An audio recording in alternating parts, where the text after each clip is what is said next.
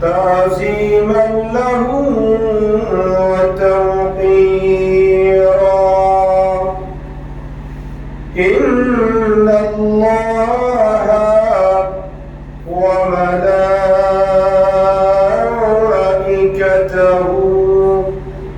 يصلون على النبي يا أيها الذين آمنوا صلوا عليه وسلموا تسليما صلى الله على سيدنا محمد صلى الله على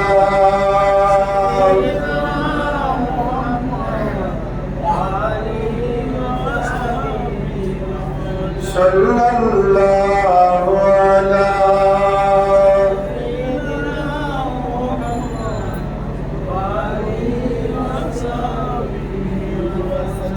أعوذ بالله من الشيطان الرجيم بسم الله الرحمن الرحيم ثم دنا فتدلى فكان قاب قوسين أو أدنى فأوحى إلى عبده ما أوحى صدق الله مولانا العظيم وبلغنا رسوله النبي الأمين ونحن على ذلك لمن الشاهدين والشاكرين والحمد لله رب العالمين. معزز المحترم حضرات المصلين الأعزاء رحمني ورحمكم الله. Allah subhanahu wa ta'ala আলিশান দরবারে লক্ষ কোটি শুকর এবং সুজুদ আদা করছি যে আল্লাহ পাকের অত্যন্ত দয়া এবং মেহেরবানিতে পবিত্র জুমুল মুরাজ্জাবের তৃতীয় জুমা নামাজ জুমা আদায়ের মহান লক্ষ্যে আল্লাহর মসজিদে আসার বসার সবাই একত্রিত হয়ে সালামি আরজ করার সুযোগ আর তৌফিক যে আল্লাহ আমাদেরকে দান করেছেন তার দরবারে করছি আলহামদুলিল্লাহ। আর লক্ষ দরুদ ও সালামের হাদিয়া প্রেরণ করছি সোনার মদিনায় কামলিওয়ালা নবী নুরুন নবী হায়াতুন নবী ইমামুল আম্বিয়া নবী মেরাজের দুলহা নবী মুহাম্মদুর রাসূলুল্লাহ সাল্লাল্লাহু তাআলা আলাইহি ওয়াসাল্লাম নূরানি দরবার সোনার মদিনায় উচ্চ আওয়াজে একবার করছি আলহামদুলিল্লাহ। মুহতারাম হাজির, আমরা গত জুমায় মেরাজুন নবীর প্রারম্ভিক আলোচনা শুনেছিলাম। আল্লাহ রাব্বুল আলামিন হাকামুল হাকিমিন আল্লাহর নবীকে দুনিয়ার জমিন থেকে আরশ আজিম লা জামাত লা মাকানে নেওয়ার জন্য আল্লাহ পাক আমার নবীকে শারীরিক যোগ্যতা দান করেছেন, সিরাসাত করেছেন, সবকে সদর কণ্ঠনালী থেকে নাভি পর্যন্ত সেবন করে আমার নবীকে উত্তর জগতে ভ্রমণের যোগ্যতা দিয়েছেন। সুবহানাল্লাহ। আমার নবীর জীবনে কয়বার সবকে সদর হয়েছে? ওপেন হার্ট সার্জারি হয়েছে। কয়বার? চারবার। তারপরে আল্লাহ রাব্বুল আলামিন হাকামুল হাকিমিন আমার নবীকে দুলহার সাথে সাজিয়ে জিবরাইল মিকাইল ইসরাফিল ৭০,০০০ নূরানি ফেরেশতার মাধ্যমে জুলুস করে আমার নবীকে নিয়ে রওনা হয়েছে জিবরিল আমিন। যখন মক্কাতুল মুকাররমা থেকে ইয়াসরিফের জমিনে গিয়েছেন বর্তমানে মদিনাতুল মুনাওয়ারায়, সেখানে জিবরিল আমিন বললেন, ইয়া রাসূলুল্লাহ, আপনি বুরাকের ফিট থেকে নামুন, সাল্লা রাকাতাই ২ রাকাত নামাজ আদায় করুন। সুবহানাল্লাহ। আল্লাহ রাসূল বর্তমানে যেখানে মদিনাতুল মুনাওয়ারায় মসজিদে নববী শরীফ, ওখানে আল্লাহ রাসূল মেরাজের রাত্রিতে ২ রাকাত নামাজ আদায় করেছেন। তারপরে আবার রওনা হয়ে গেলেন। যখন জর্দান তুর পাহাড়ে গেলেন, যেখানে মুসা কলিমুল্লাহ আল্লাহর সাথে কথা বলতেন, যেখানে মুসা কলিমুল্লাহকে আল্লাহ সুবহানাহু ওয়া তাআলা তাওরাত নামক আসমানি কিতাব দিয়েছেন, সেই জায়গাতে যখন গেলেন জিবরিল আমিন আবার বললেন, ইয়া রাসূলুল্লাহ, আপনি অবতরণ করুন এবং সাল্লা রাকাতাইন, 2 রাকাত নামাজ আদায় করুন। আমার রাসূল বললেন, এটা কোন জায়গা? বলে যে এটা ওই জায়গা যে জায়গাতে আপনার পূর্ববর্তী নবী মুসা কলিমুল্লাহ আল্লাহর সাথে কথা বলতেন, সেটা সে বরকতময় পবিত্র ভূমি। সুবহানাল্লাহ।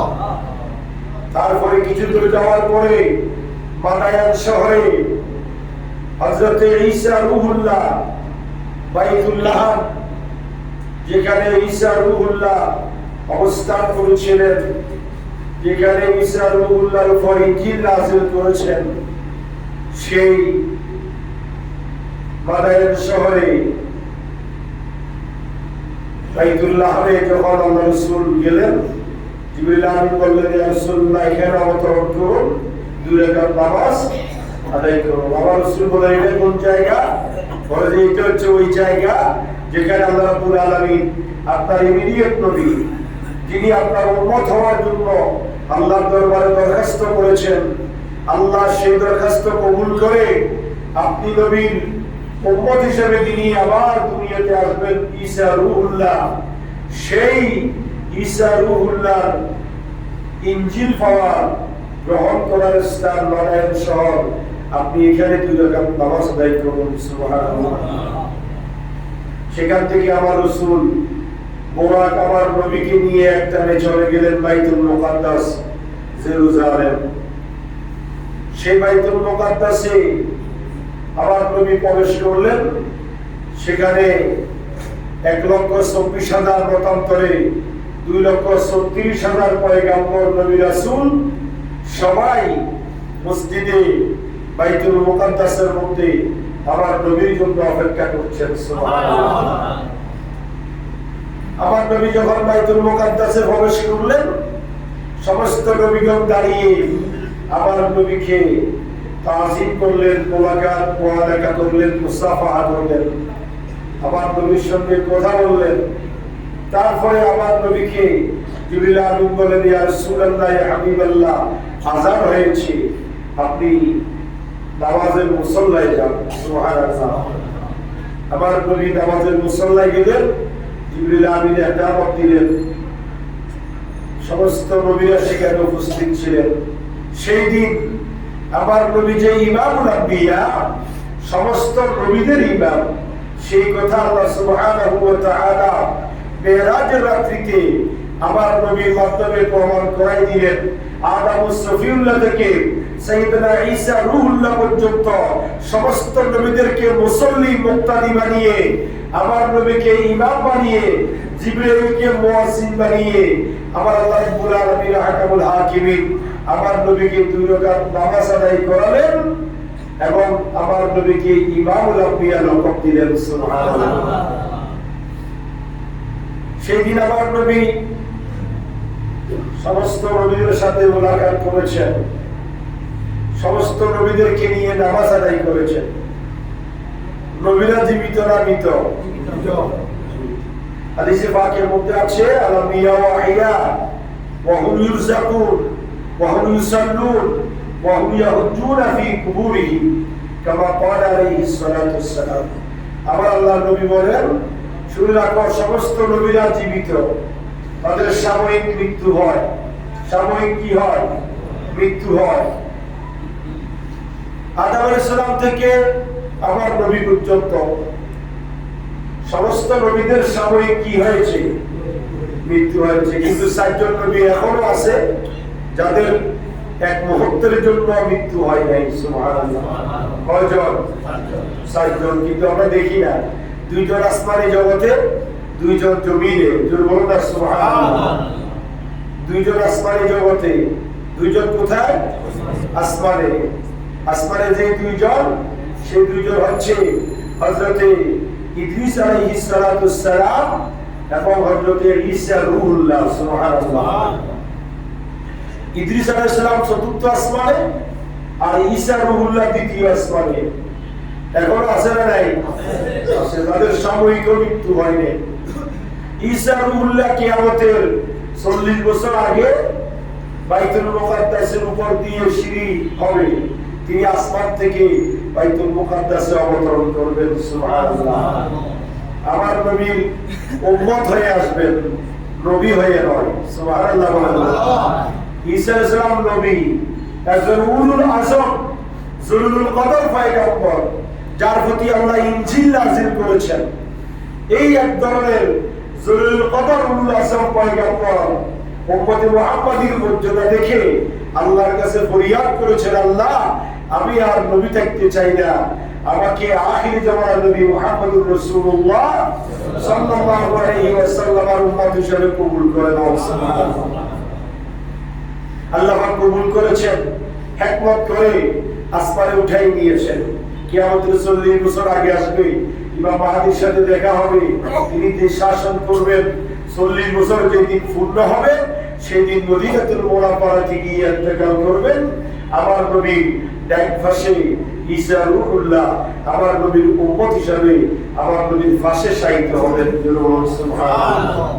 যারা মদিনাতুল মুনাওয়ারায় গিয়েছেন, বিশেষ করে এই 2-4 বছর 10 বছর নয়, আরো আগে 10-15 বছর 20 বছর আগে যারা মদিনা শরীফে গিয়েছেন, তারা একবারে রাউজা আথারের ফাঁসি দিয়ে ওই যে ছিদ্র আছে, ওই ছিদ্র দিয়ে রাউজা আথারকে দেখতে পেয়েছেন। তারা দেখেছেন রাউজা আথারের ডান পাশে এখনো একটা জায়গা কি আছে, খালি আছে। সেই জায়গাটা ঈসা রূহুল্লাহর জন্য রাখা হয়েছে। সুবহানাল্লাহ।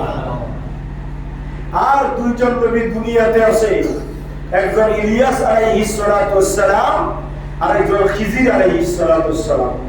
খিজির আলাইহিস সালাতু ওয়াস সালাম হচ্ছেন স্থলভাগে, জলভাগে, সাগরের পৃথিবীর 2 ভাগ জল, 1 ভাগ স্থল। বঙ্গোপসাগরের কোনো কুল কিনার আসেনি, কেউ এই পর্যন্ত কিনার নির্ধারণ করতে পেরেছে? ওটা পৃথিবীকে আল্লাহ পানি বানাই রেখেছেন। তো এই জলভাগের সার্বিক নিয়ন্ত্রণের দায়িত্ব আল্লাহ রাব্বুল আলামিন নবী খিজির আলাইহিস সালাতু ওয়াস সালামকে দিয়েছেন। সুবহানাল্লাহ। আর স্থলভাগের দায়িত্ব দিয়েছেন হযরত ইলিয়াস আলাইহিস সালাতু ওয়াস সালামের কাছে।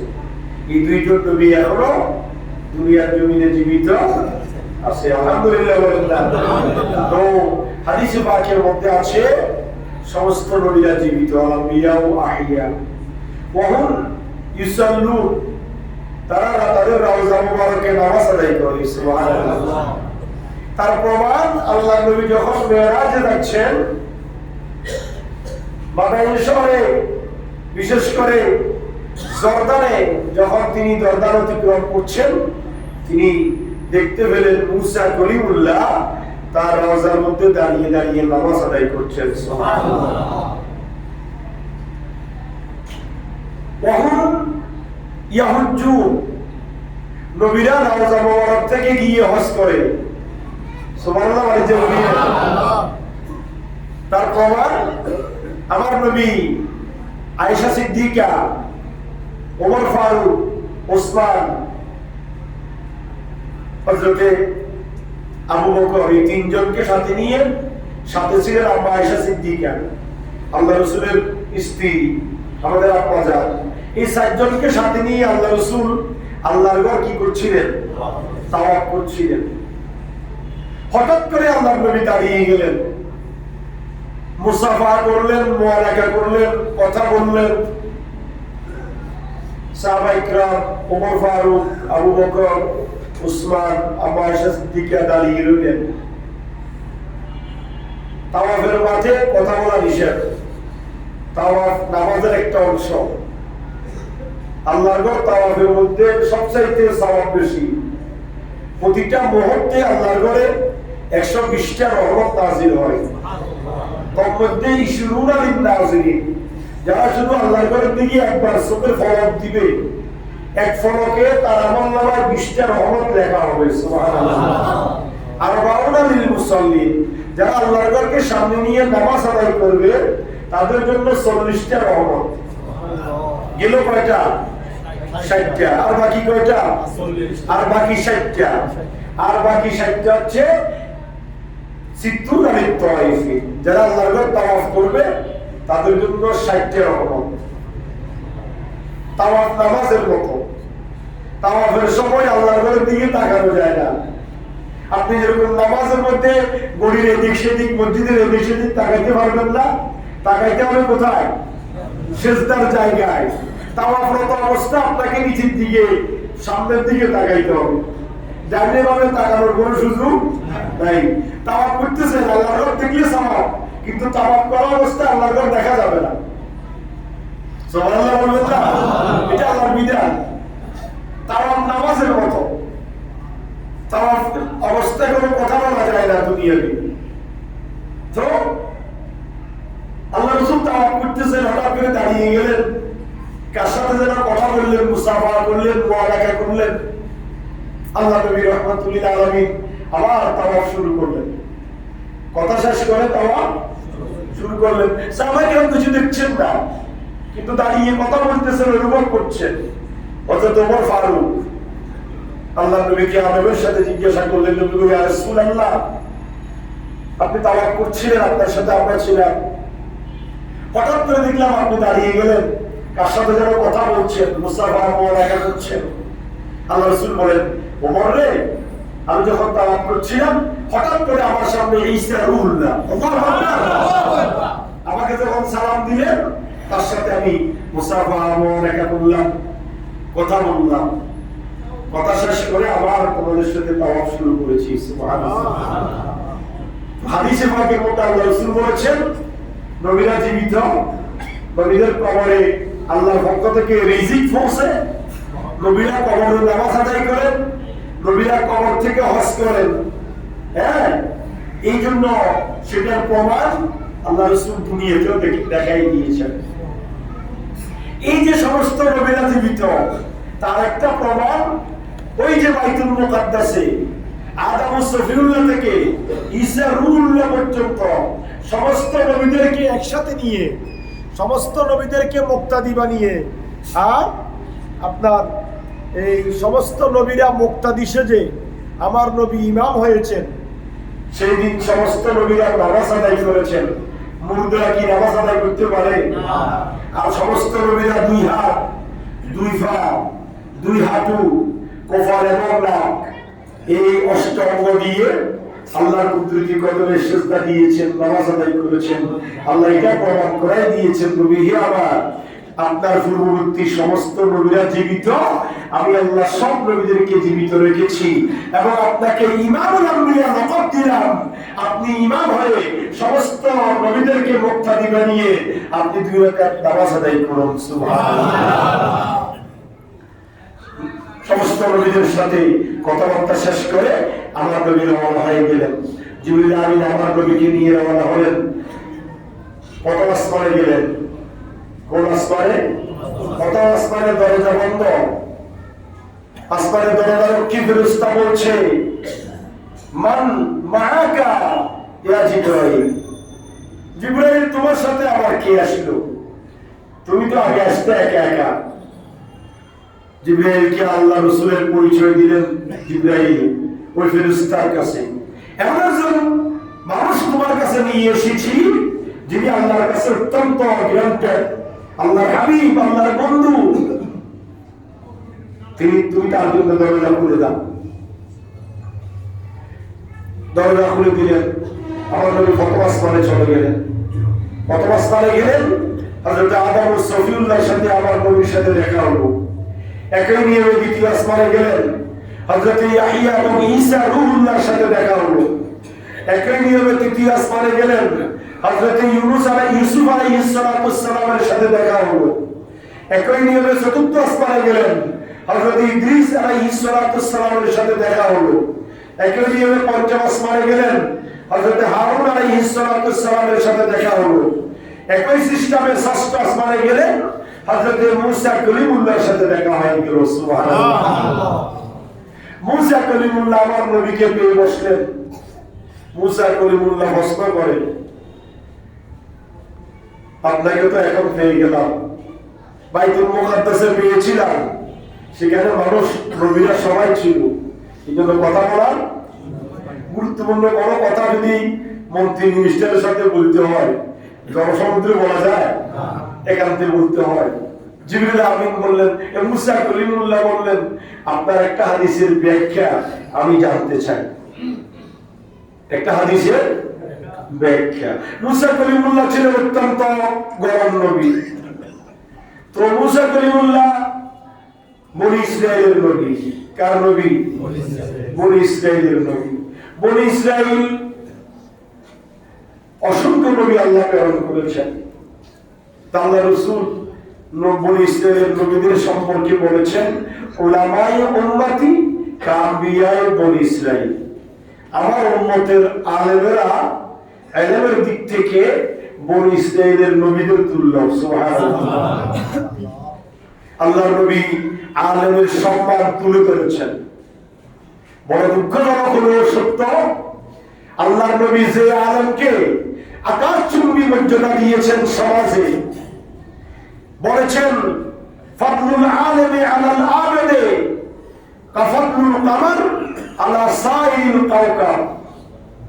আকাশ ভরা তারকার মাঝে এক চন্দ্রের যেমন মর্যাদা, জমিন ভরা মানুষের মধ্যে একজন আলেমের তেমন মর্যাদা। আল্লাহু আকবার। যে আলেমকে আল্লাহ রাসূল এত মর্যাদা দিলেন, সে আলেমেই আল্লাহ রাসূলের শানে বেয়াদবি করে। কথা বলেন ঠিক কি না? সে আলেমই রাসূলের শানে বেয়াদব ঘটায়। যেমন তেমন নবীজির শানে নবীজির স্ত্রীদেরকে নিয়ে, উম্মাহাতুল মুমিনিনদেরকে নিয়ে কথা বলে। আজকে এই আলেমদেরকে আল্লাহ রাসূল আকাশচুম্বী মর্যাদা দিয়েছেন। মুসা কলিমুল্লাহ বললেন, আমি এই হাদিসের ব্যাখ্যা জানতে চাই, কিভাবে আপনার উম্মতের আলেম আমাদের বনি ইসরাইলের নবীদের সমতুল্য হতে পারে?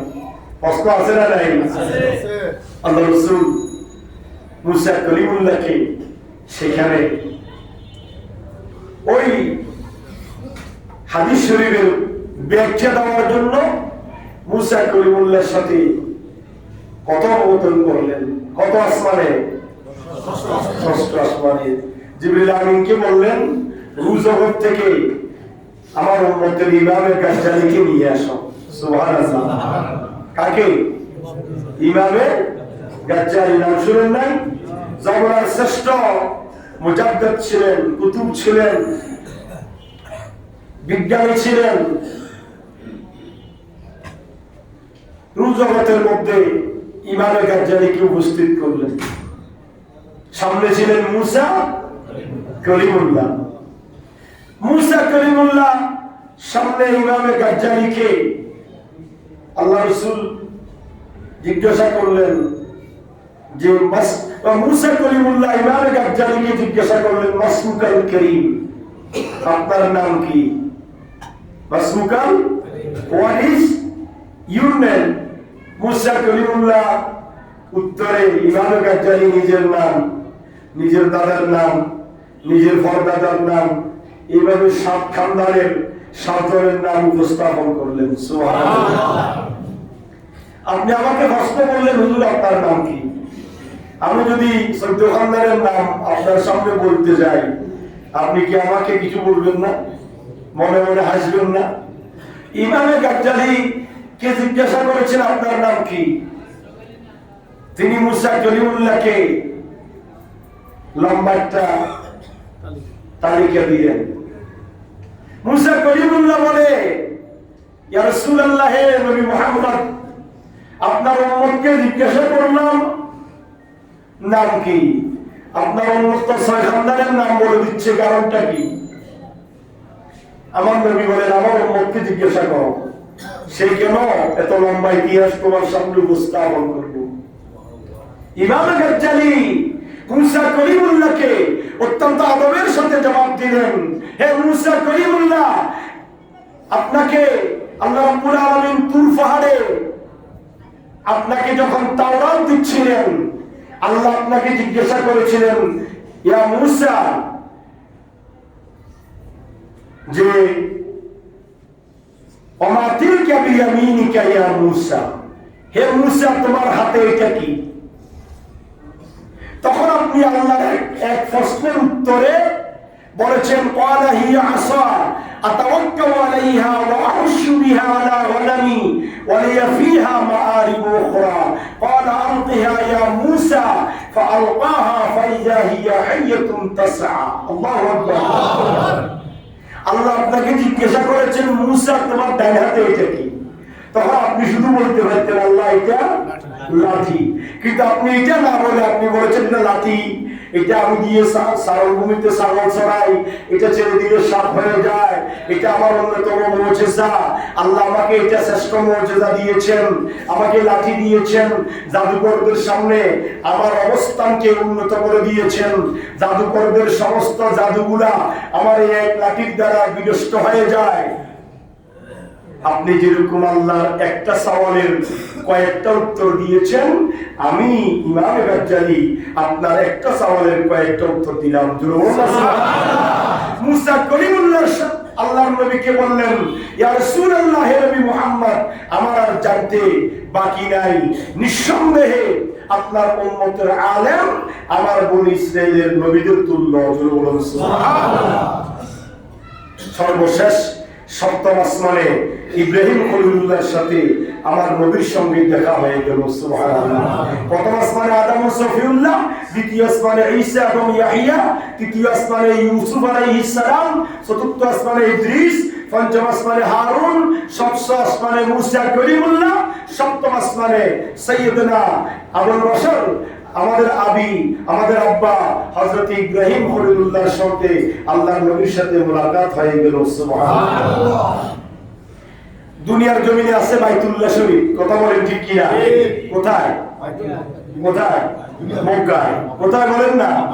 মক্কায়। লক্ষ টাকা খরচ করে যেতে হবে। সেই বাইতুল্লাহ শরীফের উপরে হচ্ছে বাইতুল মামুর, 7 তবক আসমানের উপরে ফেরেশতাদের মসজিদ। সুবহানাল্লাহ বলেন না? এটা হচ্ছে দুনিয়ার মানুষের মসজিদ, তার উপরে ফেরেশতাদের মসজিদ, 7 আসমানের উপরে বাইতুল মামুর। সাইয়েদনা ইব্রাহিম খলিলুল্লাহ হচ্ছে বাইতুল মামুর মসজিদের মুতাওয়াল্লি। সুবহানাল্লাহ। আল্লাহ পাক খুশি হয়ে ইব্রাহিম খলিলুল্লাহ তার কলিজার টুকরা সন্তান ইসমাইল জবিউল্লাহকে সাথে নিয়ে বাইতুল্লাহ শরীফ সংস্কার করেছেন, পুনর্নির্মাণ করেছেন। আল্লাহ পাক ইব্রাহিম খলিলুল্লাহ এবং ইসমাইল জবিউল্লাহ বাইতুল্লাহ শরীফের সংস্কারে খুশি হয়ে ইব্রাহিম খলিলুল্লাহকে ফেরেশতাদের মসজিদে বাইতুল মামুরের মুতাওয়াল্লি বানিয়ে দিলেন। সুবহানাল্লাহ। ইব্রাহিম খলিলুল্লাহ বলে, আল্লাহ আপনি আমাকে এত বড় একটা দায়িত্ব দিলেন, বলে আমি তোমার এবং তোমার ছেলের উপর খুশি হয়ে এত বড় দায়িত্ব দিলাম। এর কারণটা কি? বলে দায়িত্ব দেওয়ার পিছনে শুধু খুশি হওয়া কারণ নয়, আরো একটা কারণ আছে। মিল্লাতা আবিকুম ইব্রাহিম ওয়া সাম্মাকুমুল মুসলিমিন। গোটা পৃথিবীর মুসলমানদের জন্য তোমাকে আব্বা বানিয়েছি। শুনে রাখো ইব্রাহিম খলিলুল্লাহ, পৃথিবীর শুরু থেকে কিয়ামতের পূর্ব মুহূর্ত পর্যন্ত পৃথিবীর জমিনে তোমার যত সন্তান দুনিয়ার জমিনে আসবে, ছেলে মেয়ে, তারা দুনিয়ার জমিনে আসার পরে নাবালক অবস্থায়, শিশু অবস্থায়, মায়ের ফলে ভূমিষ্ঠ হওয়ার পরে শিশু অবস্থায় যখন দুনিয়ার জমিন থেকে মৃত্যুবরণ করবে, ওই শিশুদেরকে কবরস্থ করার সাথে সাথে আমি আল্লাহ ফেরেশতার মাধ্যমে কবর থেকে উঠায়ে জান্নাতি কাফন পরিধান করায়ে আমি বাইতুল মামুরে নিয়ে যাব। আর তুমি আব্বা হিসাবে তাদেরকে সেবা যত্ন করবে, দেখাশোনা করবে, তাদেরকে আল্লাহর দ্বীন শিক্ষা দিবে, আমি আল্লাহর পরিচয় শিক্ষা দিবে, নবীর পরিচয় শিক্ষা দিবে। এই জন্য তোমাকে বাইতুল মামুরের মুতাওয়াল্লি বানিয়ে দিলাম। সুবহানাল্লাহ। আমার নবী বাইতুল মামুরে উঠে রেখে ইব্রাহিম খলিলুল্লাহ বসে আছে, আর চতুর্পাশে ছোট ছোট নাবালক শিশুরা তার চতুর্পাশে খেলাধুলা করছে এবং তার থেকে দ্বীনি তালিম নিচ্ছে। সুবহানাল্লাহ। ইব্রাহিম খলিলুল্লাহকে আল্লাহ রাব্বুল আলামিন হাকামুল হাকিমিন এই মর্যাদা দিয়েছেন। তারপরে আপনার ইসমাইল জবিউল্লাহকে মর্যাদা দিয়েছেন। সেটা কি? ইসমাইল জবিউল্লাহর সমস্ত স্মৃতিগুলা মক্কাতুল মুকাররমা এবং মদিনাতুল মুনাওয়ারাতে হজ এবং উমরাহ, হজ এবং ওমরার যতগুলো কার্যকলাপ আছে সবগুলা ইব্রাহিম খলিলুল্লাহ, ইসমাইল জবিউল্লাহ এবং আম্মা হাজেরা আলাইহিস সালাতু ওয়াস সালামের স্মৃতি বিজড়িত। সুবহানাল্লাহ। আল্লাহর ঘর তাওয়াফ করা সেটা ইব্রাহিম এবং ইসমাইল জবিউল্লাহর স্মৃতি। সাফা মারওয়া সাই করা সেটা ইব্রাহিম খলিলুল্লাহ, ইসমাইল জবিউল্লাহর স্মৃতি। মিনাতে কুরবানি দেওয়া ইব্রাহিম খলিলুল্লাহ, ইসমাইল জবিউল্লাহর স্মৃতি। মিনাতে 5 দিন অবস্থান করা ইব্রাহিম খলিলুল্লাহ, ইসমাইল জবিউল্লাহর স্মৃতি। আরাফাতের ময়দানে অবস্থান করা তাও ইব্রাহিম খলিলুল্লাহর স্মৃতি। এইভাবে শয়তানকে জামরায় নিয়ে কঙ্কর নিক্ষেপ করা এটাও ইব্রাহিম খলিলুল্লাহর স্মৃতি। হে দুনিয়ার উম্মত শুনে রাখো, হজের সমস্ত কার্যকলাপের মধ্যে আমি আব্বা এবং ভাই, বাপ এবং ছেলের সমস্ত নিদর্শন রেখে দিয়েছি। কিয়ামত পর্যন্ত তোমরা জাতের করে ভুলতে না পারো। জাতির পিতা হচ্ছে সাইয়েদনা ইব্রাহিম খলিলুল্লাহ। আসুন বাকি আলোচনা আগামী জুমা করব। আগামী জুমাবার রাত্রে হচ্ছে এই লাইলাতুল মেরাজ। আমার নবী দুলগুলো চালিয়ে 7 আসমান পাড়িয়ে আশাজিম লাজামান লামাকানে গিয়ে আল্লাহর সাথে দেখা করেছেন যে রাত্রি, সেই রাত্রি হচ্ছে এই আগামী জুমাবার দিবাগত রাত্রি। ইনশাআল্লাহ আগামী জুমায় বাকি আলোচনা করব। সেই রাত্রিতে আমাদের বন্দেগী করবেন। যদি সম্ভব হয় যারা বৃহস্পতিবারে রোজা রাখেন, বৃহস্পতিবার রোজা রাখবেন, শুক্রবারে রোজা রাখবেন, শনিবারে লাইলাতুল মেরাজের রোজা রাখবেন। আল্লাহ রাব্বুল আলামিন আহকামুল হাকিম সবাইকে হেফাজত করো, সুস্থ রাখো এবং এই মেরাজের শিক্ষা গ্রহণ করে 5 ওয়াক্ত নামাজের মুসল্লি বানান। আল্লাহ আমাদেরকে তৌফিক দান করো, আমিন। আমারে নেইয়াল বানান। আসসালামু আলাইকুম ওয়া রাহমাতুল্লাহি ওয়া বারাকাতুহু। দাঁড়িয়ে যান।